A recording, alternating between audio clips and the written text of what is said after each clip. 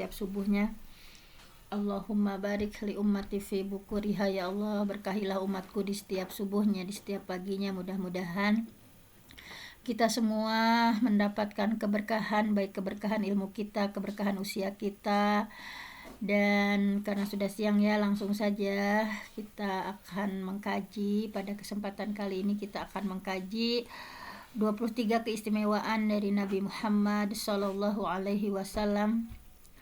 Nah, mudah-mudahan semakin hari hati kita semakin mencintai Allah ya dan Rasulullah Sallallahu Alaihi Wasallam, dan mudah-mudahan hati kita semakin hari semakin dilembutkan oleh Allah Subhanahu Wa Taala, mampu menerima berbagai kebaikan dan mampu merubah ya hal-hal yang negatif menjadi hal-hal yang positif.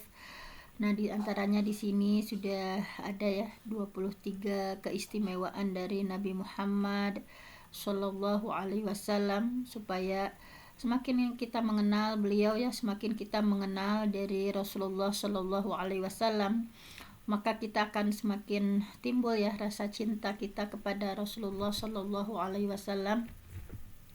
Nah, di antara 23 yang pertama ya dari 23 keistimewaan Rasulullah adalah ini bahwa Rasulullah itu tentu saja beliau diutus untuk seluruh umat manusia ya.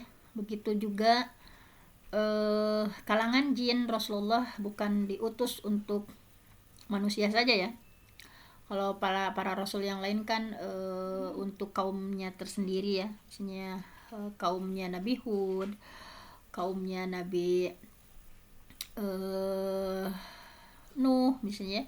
Tetapi kalau Rasulullah untuk seluruh umat manusia ya, seluruh umat manusia, dan bukan hanya manusia saja tapi lil alamin, untuk seluruh alam, baik alam manusia ataupun alam jin ya. Dalam surah Al-Anbiya disampaikan Allah berfirman ya, a'udzubillahi minasyaitonirrajim, wa ma, dan tidaklah arsalnaka, kami mengutusmu ya kepada Nabi Muhammad, mu di sana, wa ma arsalnaka, dan tidaklah kami mengutusmu illa kecuali rahmatan, menjadi rahmat ya, lil alamin, untuk seluruh alam. Jadi Rasulullah itu diutus baik untuk bangsa jin ya, dan tentu saja seluruh umat manusia. Kemudian kita sering mendengar ya bahwa ketika Rasulullah sholat di belakangnya itu bermakmum ya jin ya, segolongan jin ya, di surah jin itu disampaikan ya bagaimana mereka mengikuti sholat ya dari apa yang Rasulullah menjadi imam. Nah, kemudian di antara keistimewaan Rasulullah Shallallahu Alaihi Wasallam yang kedua adalah bahwa beliau diberikan jawami'ul kalim. Jawami'ul kalim ya. Jawami'ul kalim itu adalah kalimat ringkas yang padat makna ya. Tidak seperti kalau kita ngobrol panjang lebar nggak jelas gitu ya. Tetapi kalau Rasulullah itu beliau diberikan salah satu keistimewaannya adalah jawami'ul kalim. Nah, ini adalah jawami'ul kalim ya. Bahwa contoh jawami'ul kalim itu diantaranya misalnya jadi fasih ya. Jadi Rasulullah ini sifat yang tidak dimiliki oleh siapapun ya sebelum atau sesudah Rasulullah, bahwa Rasulullah itu adalah orang yang paling fasih ya ketika berbicara, paling bagus ya ketika secara logika misalnya. Jadi kata-kata yang disampaikan Rasulullah itu menarik hati ya, memikat jiwa orang lain. Jadi kayak pengucapan lafalnya itu nggak terlalu cepat gitu ya, kemudian mudah dihafal gitu ya.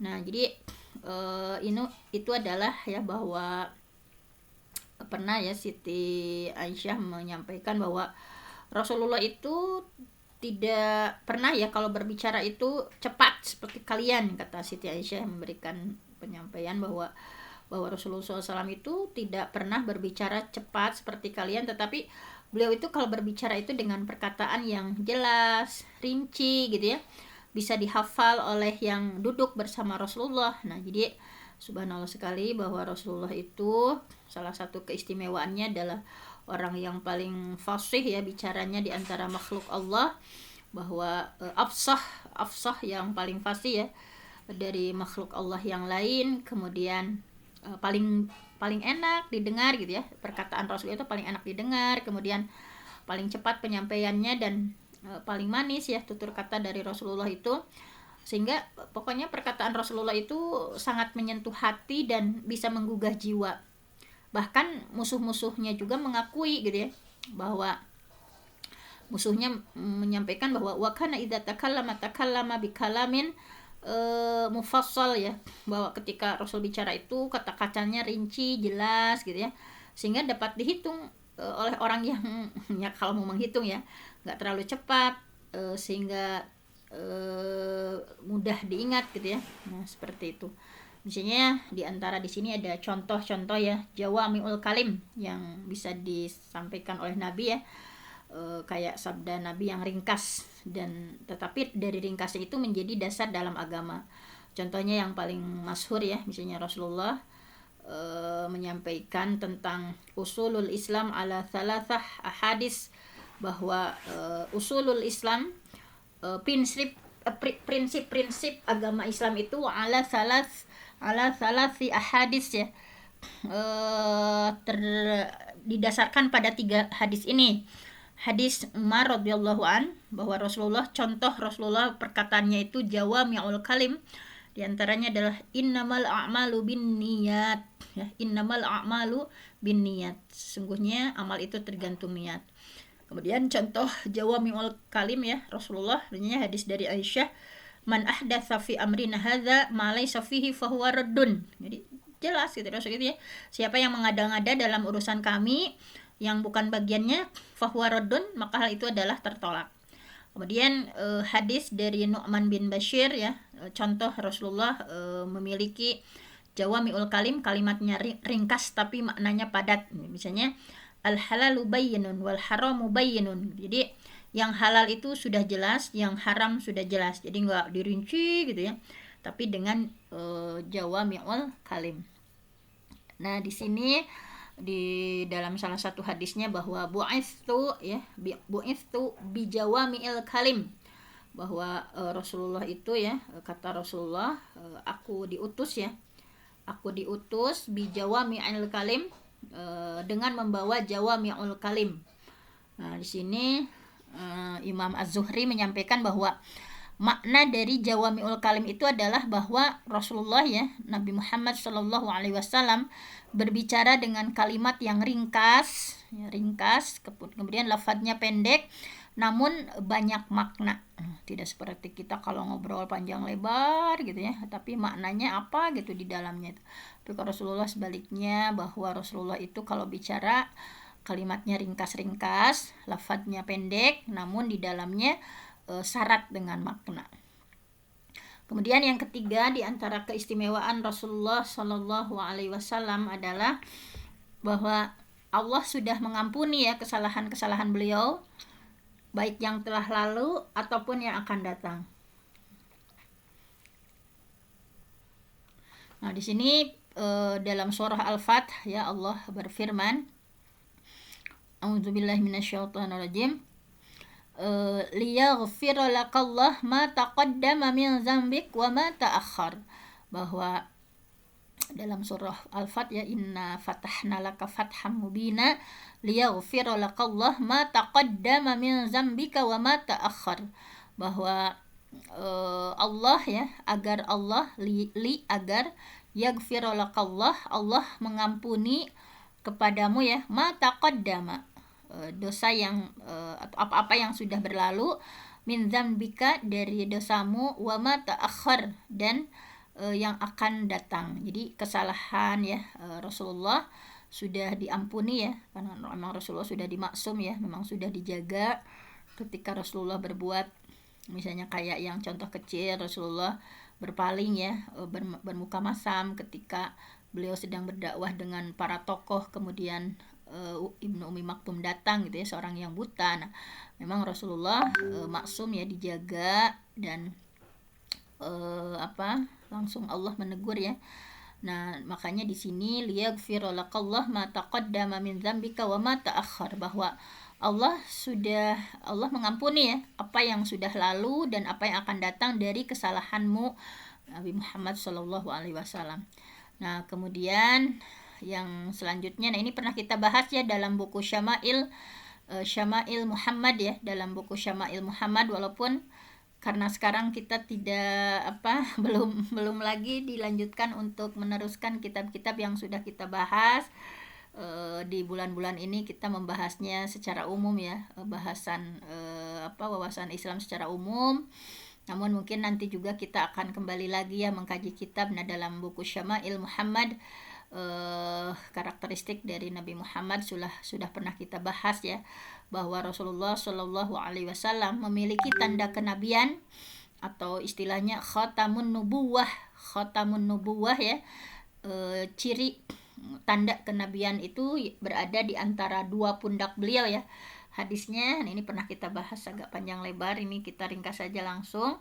Hadis dari As-Sa'ib bin Zaid berkata bahwa aku berdiri khalfa dhahrihi, di belakang punggung beliau ya, Nabi Muhammad sallallahu alaihi wasallam.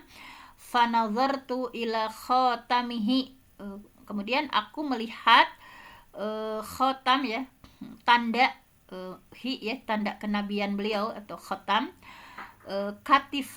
baina katifaihi, di antara dua pundak beliau ya, misla zirril hajalah. Nah, seperti bentuknya itu seperti telur burung. Kalau di buku Syama'il waktu itu ada gambarnya ya, bagaimana ciri kenabian Rasulullah yang terletak di antara pundak beliau itu seperti telur burung. Jadi seperti itu. Ini adalah salah satu keistimewaan dari Nabi Muhammad Shallallahu Alaihi Wasallam. Nah kemudian yang kelima adalah, supaya kita kebahas semuanya ya ringkas-ringkas saja. Yang kelima adalah keistimewaan baginda Rasulullah Shallallahu Alaihi Wasallam adalah keringat beliau itu seharum minyak kasturi. Jadi keringatnya itu seharum minyak kasturi ya. Kalau kita mah bau keringat ya, nah tapi Rasulullah ya, keistimewaan baginda Rasulullah SAW itu adalah keringatnya seharum minyak kasturi. Hadisnya dari Anas bin Malik, karena sahabat Anas ini dititipkan oleh ibunya ya, dari sejak kecil meladeni, memberikan pelayanan kepada Rasulullah, makanya beliau sangat banyak sekali memberikan riwayat hadis. Nah bahwa menurut Anas bin Malik, dakhala 'alan nabiyyu sallallahu alaihi wasallam, dakhala alaina an-nabiy sallallahu alaihi wasallam, bahwa Nabi sallallahu alaihi wasallam masuk ke rumah kami. Faqala, nah kemudian faqala indana fa'ariqa waja'at ummi biqarurah. Nah jadi faqala, kemudian beliau berkata indana, Anas bin Malik mengatakan bahwa indana, beliau masuk ya, singgah di rumah kami. Kemudian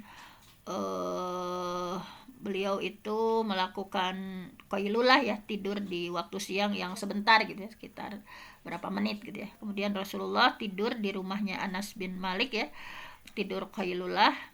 Jadi fa'ariko ya, sampai Rasulullah itu berkeringat gitu ya. Jadi pas masuk ke rumahnya Anas bin Malik, ibunya namanya Ummu Sulaim ya. Nah beliau tidur qailulah ya, kemudian fa'ariko, dan beliau berkeringat. Waja'at ummi, kemudian ibuku ya Ummu Sulaim datang gitu ya. Biqarurah, beliau ketika tahu Rasulullah tidur ya dan berkeringat, beliau datang membawa sebuah botol gitu ya, langsung bawa botol. Faja'alat taslutul araq fiha. Nah jadi kemudian ibuku mewadahi keringat Nabi dengan botol itu gitu ya. Jadi taslutul araq fiha. Jadi pas Rasulullah tidur itu, Ummu Sulaim ya mewadahi keringat Rasul dengan botol. Fastaiqadhan Nabiyyu sallallahu alaihi wasallam, kemudian Nabi bangun gitu ya, Nabi Muhammad sallallahu alaihi wasallam bangun. Faqala, kemudian Rasulullah nanya, ya Ummu Sulaim, wahai Ummu Sulaim, ma hadzal ladzi tasna'in, wahai Ummu Sulaim, apa yang kamu lakukan ini gitu ya. Ma hadzal ladzi tasna'in, apa yang kamu lakukan, kata Rasulullah. Qalat, kemudian Ummu Sulaim menjawab, hadza arakuka. Nah, ya Rasul, ini keringat engkau ya. Wahai Rasulullah ya, hadza arakuka, ini keringat engkau. Naj'aluhu fi tibina. Kami menjadikan ya keringat engkau itu wewangian. Naj'aluhu, kami menjadikan keringatnya ya, keringat Rasulullah fi tibina, dalam untuk wewangian kami. Wahwa min atyabit thayyib, wahwa min atyabit thib, bukan itu thayyib ya, wahwa min atyabit thib, dan keringat engkau itu adalah termasuk wewangian yang wanginya paling harum. Jadi subhanallah ya, Rasulullah itu keringatnya harumnya itu seharum minyak kasturi atau al-miski ya. Nah, itu seperti itu. Kemudian, nah di sini di antara keistimewaan beliau yang lain adalah,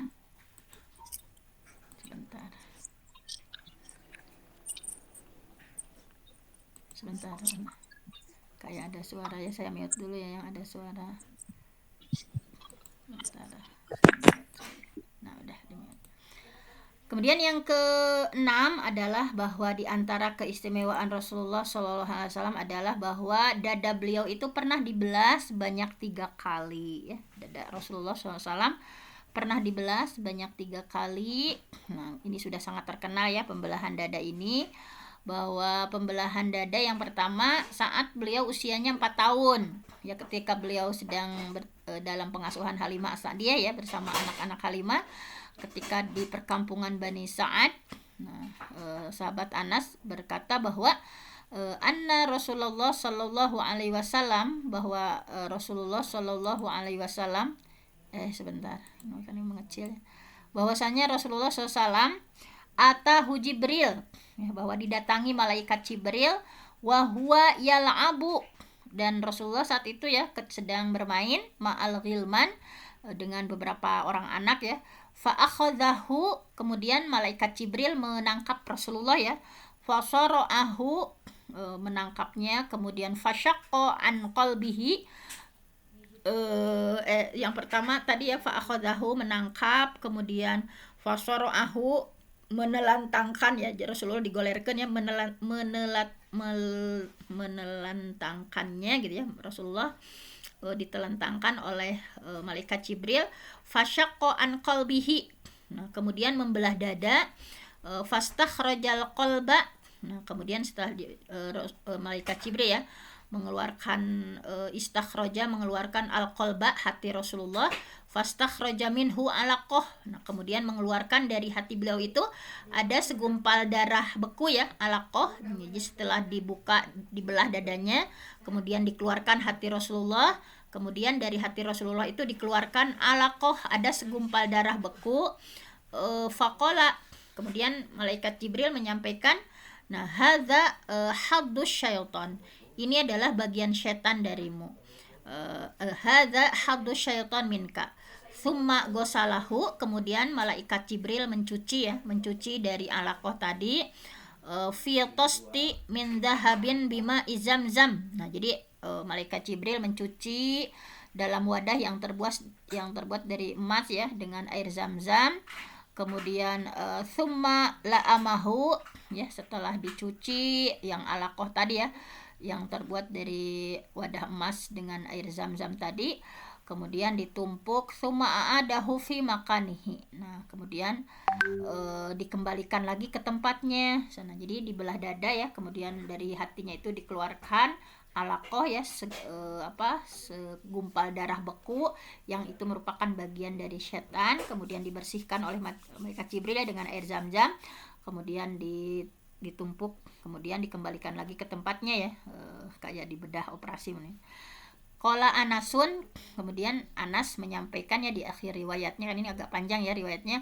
Wa qad kuntu, dan aku pernah diperlihatkan bekas jahitan di dadanya ya, kata Anas, kan ini sehari-harinya ya Anas mengikuti Rasulullah. Wa qad kuntu ari'i ya athar dzalik al-mikhyat fi sadrihi. Jadi al-mikhyat ya, bekas jahitan di dadanya itu pernah diperlihatkan kepada sahabat Anas.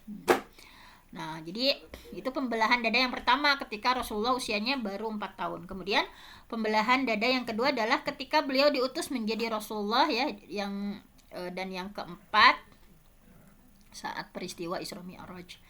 Nah, ini Al-Hafidz Ibnu Hajar Al-Asqalani menyampaikan dalam Fathul Bari ya, juz 7 halaman 205 bahwa seluruh riwayat yang datang terkait pembelahan dada beliau dan keluarnya jantung beliau serta peristiwa lainnya yang di luar nalar itu adalah termasuk hal yang wajib kita terima tanpa memalingkan ya dari hakikat yang sesungguhnya gitu, tanpa di tafsirkan yang lain-lain, karena hal itu adalah hal tersebut ya bukan sesuatu yang mustahil. Nah, ini menurut Ibnu Hajar, saya katakan yang disampaikan oleh Ibnu Hajar ini terbukti benar. Di zaman ini pembedahan dada dan organ tubuh lainnya sudah menjadi hal yang lumrah dalam dunia medis. Tapi kalau saat itu ya maka orang-orang kan nggak percaya, tetapi ternyata secara medis, secara sains itu adalah mudah untuk dilakukan. Apalagi ya malaikat Jibril ya waktu itu ketika membersihkan dada Rasulullah SAW, dan kita wajib untuk mempercayainya ya, menerimanya.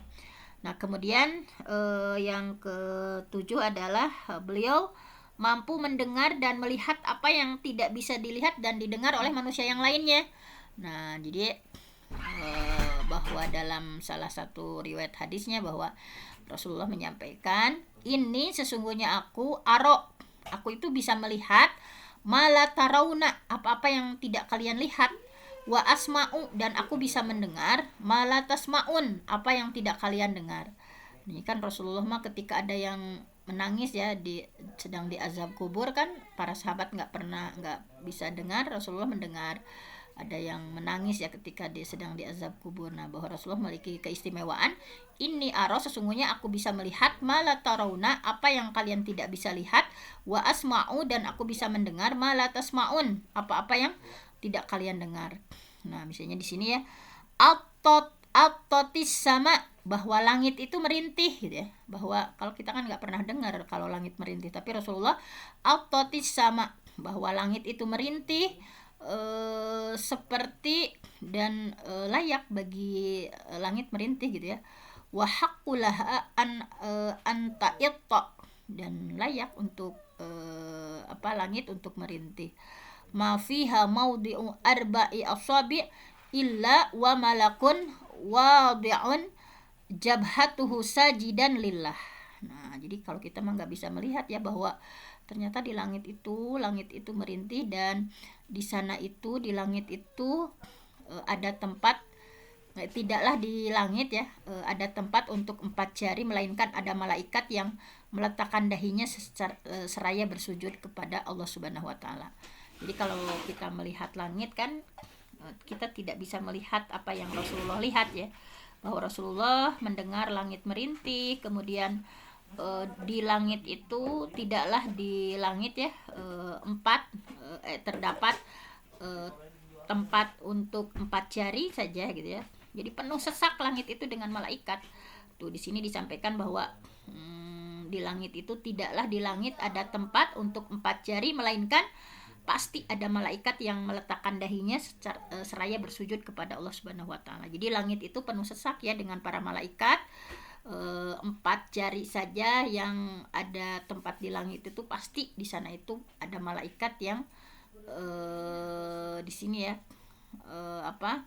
wadi'un jabhatahu, yang meletakkan dahinya sajidan lillah, mereka bersujud kepada Allah Subhanahu wa taala. Makanya kalau kita melihat langit ya, kita kalau Rasulullah mampu gitu ya melihatnya gitu dan mendengar. Nah, kita baca subhanallah ya, subhanallah gitu ya, Maha Suci Allah, luar biasa sekali ya dengan langit, dengan segala kekuasaan Allah Subhanahu wa taala gitu ya, subhanallah sekali. Nah, kita harus banyak bertadabbur ya, tafakkaru fi khalqillah, banyak bertafakur dengan makhluk Allah ya, wala tafakkaru fi zatillah, dan jangan kita bertafakur dengan zat Allah. Jadi kita bertadabbur ya, melihat gitu langit, gunung gitu ya, begitu kokoh. Nah, ini bisa mempertebal keimanan kita kepada Allah Subhanahu wa taala. Kemudian selanjutnya adalah mata beliau ya, mata Rasulullah SAW tertidur namun tidak dengan hati beliau. Jadi kalau secara fisikly ya matanya tertidur, tetapi hati beliau tidak tidur. Nah, di sini diantaranya hadis riwayat dari Muslim. Hadis riwayat dari Muslim ya, bahwa Bismillahirrahmanirrahim. Inna ainayya gitu ya. Inna sesungguhnya ainayya. Ainayya itu kedua mataku, tanamani keduanya tertidur, wala yanamu qalbi tapi hatiku tidak tidur. Jadi di sini Syekh Al-Imam Al-Qadhi Iyad dalam kitab Asy-Syifa ya, juz 2 halaman 208 berkata bahwa ketika menjelaskan hadis ini bahwa hati beliau itu tidak tertidur. Jadi hati beliau tidak tertidur supaya beliau bisa menerima wahyu dalam mimpi. Jadi kan cara turun wahyu itu macam-macam ya. Kadang dengan gemerincing lonceng, kadang dengan malaikat Jibril menyerupai aslinya gitu ya. Nah, dan seringkali juga wahyu itu turun ketika Rasulullah sedang tidur. Makanya hati beliau tidak tertidur manakala ya beliau menerima wahyu dalam kondisi dalam mimpi, karena mimpi beliau itu adalah nyata ya. Jadi hati beliau itu tidak tertidur supaya beliau bisa menerima wahyu dalam mimpinya ya. Sedangkan pada kisah Al-Wadi ya, ketika Nabi dan para sahabat tertidur dari sholat subuh sampai matahari terbit, maka tidaklah hal ini melainkan tidurnya mata beliau dan dari melihat sesuatu dan bukan pekerjaan hati. Waktu kesiangan itu ya, bareng-bareng. Nah, kemudian beliau bisa melihat orang yang ada di belakang beliau ya, sebagaimana beliau melihat dari depan. Nah, jadi hadis diriwayatkan dari Imam Bukhari bahwa fawallahi, demi Allah ya, ma yakhfa alayya khusyu'ukum wala ruku'ukum inni la arakum min wara'i zahri. Bahwa Rasulullah itu bisa melihat orang yang ada di belakang beliau ya, sebagaimana beliau bisa melihat orang yang di depan. Nah, bahwa wallahi fawallahi, demi Allah, ma yakhfa alayya, tidak tersembunyi dariku khusyu'ukum ya, kekhusyuan, wala ruku'ukum, dan ruku kalian, inilah arakum, karena sesungguhnya aku melihat kalian min wara'i dhahri, dari belakang punggungku. Nah, itulah diantara keistimewaan Rasulullah ya. Kemudian banyaknya nama-nama beliau. Jadi Rasulullah itu memiliki nama yang banyak, bahwa kata Rasulullah ya, inna sesungguhnya li, aku memiliki asma'an, aku memiliki banyak nama. Jadi Rasulullah itu memiliki banyak nama. Inna sesungguhnya li, aku memiliki asma'an, nama-nama ya, banyak nama. Ana Muhammadun. Nah, di antara nama Rasulullah itu adalah aku adalah Muhammad, namaku Muhammad ya. Wa ana Ahmadu, dan aku juga bisa dipanggil Rasulullah itu Ahmad, salah satu nama beliau. Wa ana Al-Mahi, dan aku adalah Al-Mahi. Kenapa dinamai Al-Mahi? Alladzi yamhullah bi al-kufra. Nah, bahwa karena Allah menghapuskan kekufuran dengan perantaran aku, kata Rasulullah ya. Wa ana al-hasyir, aku juga punya nama al-hasyir. Kenapa dinamai al-hasyir? Alladzi yuhsyarun nas ala qadamayya, bahwa dinamai al-hasyir karena yuhsyaru ya, dikumpulkan anas, orang-orang, ala qadamayya, di atas kakiku. Wa ana al-aqib, aku juga namanya bisa al-aqib. Kenapa dinamai al-aqib? Alladzi laisa ba'dahu ahadun, karena tidak ada lagi nabi setelahku gitu. Itu adalah di antara nama-nama Rasulullah ya. Yang pertama adalah Rasulullah itu namanya Muhammad, kemudian nama lainnya adalah Ahmad, kemudian nama lainnya Al-Mahi, Al-Hasyir, Al-Aqib. Kemudian di sini juga banyak lagi ya. Muhammad, Ahmad, Al-Muqaffi, Al-Hasyir, Nabiyur Rahmah, Nabiyut Taubah. Nah, Syekh Imam An-Nawawi menyampaikan ya dalam Tahzibul Asma wal Lughah, beliau menyampaikan bahwa ketahuilah bahwa banyaknya nama menunjukkan agungnya si pemilik nama itu gitu ya. Hal ini sebagaimana yang Allah memiliki banyak nama ya, 99 Asmaul Husna. Nah, dan Rasulullah juga memiliki banyak nama. Nah, mudah-mudahan kita bisa meneladani ya, bahwa Rasulullah Di satu sisi beliau itu adalah namanya luar biasa sekali ya. Tadi misalnya Al-Hashir, Al-Mahi, Muhammad Ahmad Al-Aqib, Nabiur Rahmah ya, nabi yang memiliki rahmah, Nabiut Taubah. Nah, ini mudah-mudahan kita semakin hari semakin mengagumi ya dan mencintai Rasulullah dengan melakukan berbagai apa yang disunahkan oleh Rasulullah. Nah, seperti ini, dan kita lebih mengenal lagi ya baginda Rasulullah SAW. Kemudian selanjutnya yang ke-11 adalah Allah bersumpah dengan seluruh kehidupan Nabi Muhammad SAW dalam surah Al-Hijr ayat 72 bahwa la umruk. Nah, ini sumpah Allah ya, sumpah Allah dalam surah Al-Hijr, la umruk, demi umurmu Muhammad, innahum, sesungguhnya mereka itu, lafi sakharatihim ya'mahun, mereka terombang-ambing di dalam kemabukan dan kesesatan. Jadi Allah bersumpah dengan seluruh kehidupan Nabi Muhammad ya, menyatakan tentang, nah ini Ibnu Katsir menyampaikan, dia berpendapat menafsirkan ayat ini bahwa la umruk innahum lafi sakratihim ya'mahun, demi umurmu Muhammad, sesungguhnya mereka itu terombang-ambing dalam kesesatan. Ibnu Katsir menyampaikan bahwa Allah bersumpah dengan seluruh kehidupan Nabi, dalam hal ini menunjukkan pemuliaan yang agung dan kedudukan yang tinggi dan kedudukan Rasulullah yang begitu luas. Nah, sampai-sampai Allah bersumpah dengan seluruh kehidupan Nabi Muhammad SAW. Kemudian diantaranya yang ke-12 adalah bahwa beliau diberikan kemampuan untuk berjima ya, melebihi manusia biasa. Sehingga kan kalau Rasulullah ya, salah satu keistimewaan diantaranya sahabat Anas menyampaikan bahwa kanan nabiyyu, keadaan Nabi Muhammad SAW yaduru, bahwa Rasulullah itu yaduru ala nisaihi ya fis sa'atil wahidah, bahwa Rasulullah mendatangi pada waktu yang sama ya, fis sa'atil wahidah, pada waktu yang sama mendatangi para istrinya minal lail, di malam hari, wan nahar, atau di siang hari, wa hunna ihda asyrah, dan jumlah istri Rasulullah itu ada 11 orang. Qala ya. Nah, qala, nah kemudian aku bertanya kepada Anas, dan apakah beliau mampu ya? Qultu li Anasin, dan aku bertanya kepada Anas, awakana yutiquhu, apakah Rasulullah mampu ya, beliau mampu? Qala, kemudian Anas menjawab, kunna natahaddas, bahwa kunna natahaddas annahu a'ta quwwah salasin, bahwa Rasulullah itu diberikan kekuatan setara 30 laki-laki, bahwa keistimewaan Rasulullah ya, mampu menjimai itu ya para istrinya, karena Rasulullah diberikan keistimewaan oleh Allah, annahu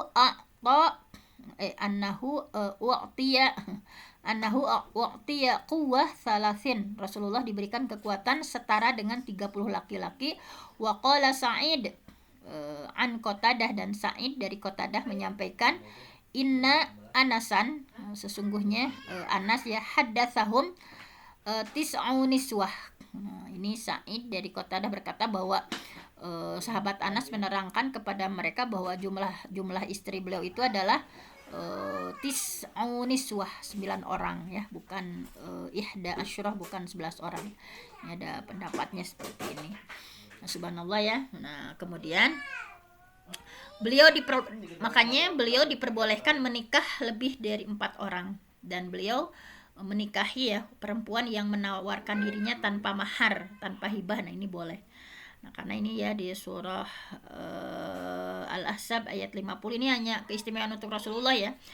Ya ayyuhan nabi, wahai nabi, inna ahlalna kala, sesungguhnya kami telah menghalalkan bagimu azwajak ya, allati ataita ujurahunna. Langsung saja kita pada artinya ya, bahwa wahai nabi, sesungguhnya kami sudah menghalalkan bagimu istri-istrimu yang telah kau berikan mas kawin ya, dengan hamba sahaya yang kamu miliki, yang termasuk apa yang kamu peroleh dalam peperangan yang Allah karuniakan Allah untukmu.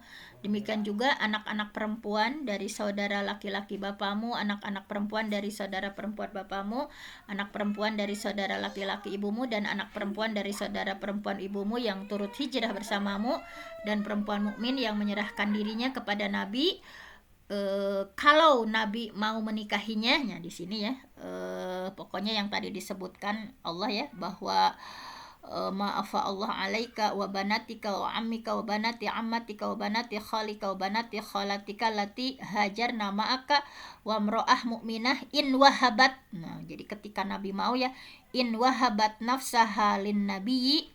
Nah, misalnya ini para perempuan tadi yang disebutkan tadi ya, yang turut hijrah bersamamu, dan perempuan mukmin yang menyerahkan dirinya kepada Nabi, kalau Nabi mau menikahinya, in wahabat nafsaha lin nabi in dan Nabi ayyastan kihaha. Nah, ketika Nabi menginginkan untuk menikahinya, khalisatan laka min dunil mu'minin. Nah, ini sebagai penghususan bagimu, bukan untuk semua orang-orang mukmin ya. Jadi ini penghususan untuk Rasulullah SAW, boleh ya menikahi lebih dari 4. Ini hanya di sini dalam ayatnya langsung ya, khalisatan lak, khusus untuk kamu ya, untuk Nabi Muhammad, min dunil mu'minin, tidak untuk mukmin yang lain. Nah, di sini Imam As-Suyuti menyampaikan dalam kitab Al-Iqlil ya, di dalam ayat ini terdapat kekhususan bahwa Rasulullah menikah dengan lafal hibah ya, dan tanpa mahar, begitu juga wali, dan hal tersebut tidak untuk selain beliau ya. Ini yang ditafsirkan oleh Imam Qatadah. Imam As-Suyuti dalam Ad-Dur Al-Mansur ya, menukil perkataan Imam Qatadah ketika menafsirkan qad alimna ma faradna alaihim, sungguh kami mengetahui apa yang kami wajibkan atas mereka, yaitu Allah mewajibkan umat Nabi ya untuk tidak menikahi perempuan kecuali dengan wali, kecuali ada mahar dan saksi, dan tidak menikah lebih dari 4 istri. Jadi jangan disitir yang lain-lain ya. Tadi kekhususan untuk Nabi Muhammad SAW. Kemudian bolehnya bertabaruk dengan jasad Rasulullah ya. Nah, di sini diantaranya tabaruk ya, sahabat semasa Rasulullah hidup ya. Diantara contohnya, bertabaruk dengan jasad Rasulullah itu, kalau di sini hadis riwayat Siti Aisyah bahwa anna nabiyya, sesungguhnya Nabi, kana yanfuthu ala nafsihi, meniupkan kepada diri beliau sendiri ya. Jadi Rasulullah meniup ya, yanfuthu ala nafsihi. Jadi Rasulullah meniup seperti ini misalnya fil marad ya, dengan ketika beliau sakit meniup-niup, alladzi mata fihi, beliau ya menjelang ketika sakit menjelang wafatnya beliau meniup-niup ya, bil muawizat, itu dengan al muawizat ya, doa-doa memohon perlindungan kepada Allah. Falam masakula, maka ketika semakin parah, kuntu akulah anfisu ya, anfisu yang meniup beliau ya, yaitu Siti Aisyah yang meniup beliau alaihi, kepada beliau ya, ketika semakin parah aku yang meniup al muawizat ya, alaihi bihinna wa amsahu biyadihi nafsihi li barokatiha. Nah, jadi ketika Rasulullah sedang menjelang Rasulullah wafat ya, beliau bermuawizat, memohon doa-doa perlindungan ya, sambil meniup-niupkan kepada diri sendiri beliau. Nah, tapi ketika semakin parah Rasulullah ya menjelang wafatnya, kata Siti Aisyah, akulah yang meniup beliau dengan al-muawizat. Jadi nah ini contoh ya, istri misalnya memohon perlindungan misalnya ketika sakit parah ya, tetapi di sini ada keistimewaannya, wa amsahu, dan aku mengusap Rasulullah biadihi, dengan biadi nafsihi, dengan tangan beliau sendiri, li barokatiha, karena keberkahan kedua tangan beliau. Jadi hanya Siti Aisyah posisinya hanya baca-baca doanya, tetapi ketika mengusapkan dengan tangan beliau, karena Siti Aisyah tahu bahwa li barokatiha, ada keberkahan dari kedua tangan beliau. Nah, jadi ini juga masih banyak ya sebetulnya. Nah, misalnya banyak sekali yang bertabaruk ya, misalnya Rasulullah ya, ketika sampai di Mina ya, beliau datang ke Jumrah Aqobah, kemudian seperti biasa melakukan jumrah ya, kemudian beliau pergi ke tempat beliau ya di Mina dan menyembelih hewan kurban. Kemudian beliau berkata kepada tukang cukur, tolong cukurkan rambutku gitu ya, sambil memberikan isyarat kepada kepalanya sebelah kanan dan kiri. Kemudian beliau memberikan rambutnya kepada banyak orang ya, atau dalam riwayat lain sembari memberikan isyarat ke arah lain, bagian kanannya seperti ini. Kemudian beliau membagi-bagikan rambutnya kepada mereka yang berada di sekitar beliau. Setelah itu beliau memberikan isyarat kembali ya ke arah bagian kiri. Kemudian tukang cukur pun mencukurnya dan beliau memberikan rambut itu kepada Ummu Sulaim. Nah, misalnya adapun kalau riwayat dari Abu Quraib, beliau menyebutkan bahwa tukang cukur itu pun memulai dari rambut sebelah kanan, kemudian membagikan kepada orang-orang, baru pindah ke sebelah kiri dan dibagikan kepada orang-orang. Kemudian beliau bersabda, ambillah ini wahai Abu Thalhah. Nah, akhirnya beliau pun berikan kepada Abu Thalhah. Nah, jadi tapi hadis ini ya sering dijadikan sebagai dalil untuk tabaruk atau ngalap berkah kepada jasad orang-orang yang solih, ulama. Nah, ini nggak bisa sebetulnya. Ini hanya berlaku untuk Rasulullah. Nah, jadi kalau Rasulullah tidak diragukan lagi karena Nabi Muhammad kan baik tubuh beliau, benda-benda yang pernah beliau gunakan, nah itu semua mengandung keberkahan, bahwa keberkahan ini sama besarnya seperti keberkahan perbuatan Rasulullah. Nah, ini bahwa Allah yang memuliakan semua nabi dan Rasulullah Shallallahu Alaihi Wasallam. Jadi oleh karena itu ya para sahabat bertabaruk yang mencari keberkahan dari tubuh Rasulullah serta benda-benda yang pernah beliau gunakan ya semasa hidupnya. Nah, Rasulullah membolehkan gitu ya, membolehkan perbuatan itu dan tidak mengingkari ya, jadi tidak melarangnya sebagaimana hadis tadi. Jadi para sahabat bertabaruk misalnya pernah ya dengan ludah dan keringat Nabi. Nah, tetapi semua ini bahwa para sahabat bertabaruk baik dengan jasad dan bekas Rasulullah. Nah, tapi jangan sampai dilakukan ya ada rambu-rambunya. Nah, jadi ada rambu-rambunya, tidak seperti yang sekarang dilakukan kepada selain Rasulullah SAW. Jadi itu hanya kekhususan ya. Kalau Syekh bin Baz menyampaikan bahwa bertabaruk dengan bekas peninggalan orang soleh itu nggak boleh gitu ya. Jadi hal ini hanya dikhususkan untuk Nabi Muhammad SAW karena Allah memang sudah menjadikan jasad dan kulit beliau adalah mengandung keberkahan. Adapun misalnya kepada orang ini tidak bisa dikiaskan.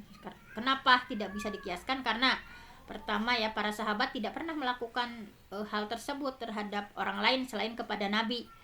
Kalau seandainya bertabaruk kepada selain Nabi itu adalah boleh, maka tentu saja para sahabat akan melakukannya.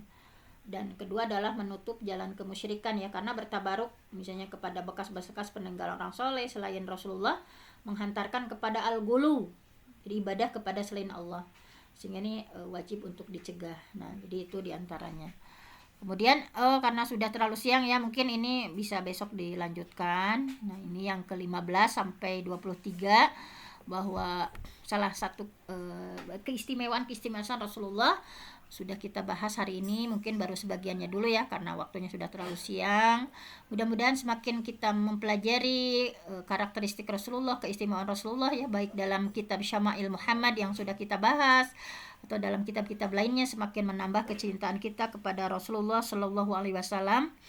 Kita saling bersolawat kepada Rasulullah Shallallahu Alaihi Wasallam. Mudah-mudahan kita mendapatkan syafaat dari Rasulullah Shallallahu Alaihi Wasallam dan semakin hari kita semakin mencintai Rasulullah SAW dengan melakukan berbagai sunnah-sunnahnya dan terus menerus mendoakan Rasulullah dengan sholawat-sholawat yang kita lantunkan untuk beliau.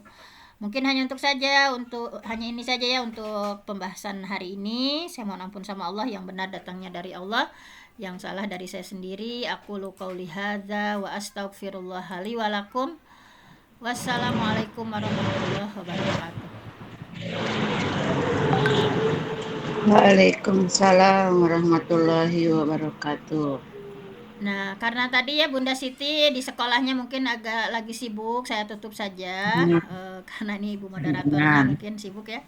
Kita tutup saja pertemuan kita kali ini dengan doa subhanakallahumma wa bihamdik asyhadu an la ilaha illa anta astaghfiruka wa atubu ilaik.